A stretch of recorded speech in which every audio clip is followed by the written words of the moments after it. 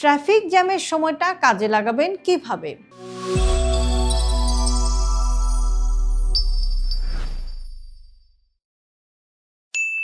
Traffic জ্যামে আটকে আছেন, সময় নষ্ট হচ্ছে মনে হচ্ছে, কিন্তু এই সময়টাও আপনি চাইলে নিজের উন্নতিতে কাজে লাগাতে পারেন।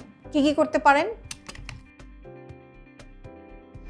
অডিও লার্নিং করুন, পডকাস্ট শুনুন, নতুন কিছু শিখুন যা আপনার ভালো লাগে। হেলথ, বিজনেস অথবা নতুন কোনো স্কিল, মোটিভেশনাল বা এডুকেশনাল কন্টেন্টও আপনি দেখতে পারেন। সময়টা আপনি শেখার কাজে ব্যবহার করতে পারেন। গুরুত্বপূর্ণ কিছু কাজও কিন্তু আপনি এই সময় সেরে নিতে পারেন, যেমন ইমেল চেক করা, মেসেজ রিপ্লাই করা, ছোট ছোট অ্যাডমিনিস্ট্রেটিভ কাজ করা, এগুলো আপনি করতে পারেন।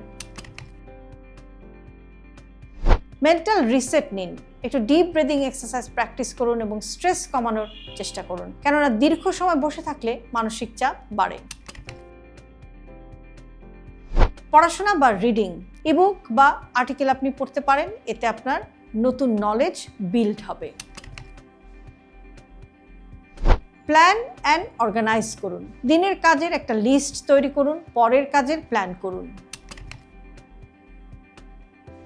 হালকা রিল্যাক্সেশন, যেমন সুদিং মিউজিক বা একটু লাইট বিটের, হালকা বিটের সফট মিউজিক আপনি শুনতে পারেন, অথবা আপনি একটু রিলিজিয়ান বেসড কন্টেন্টও আপনি শুনতে পারেন।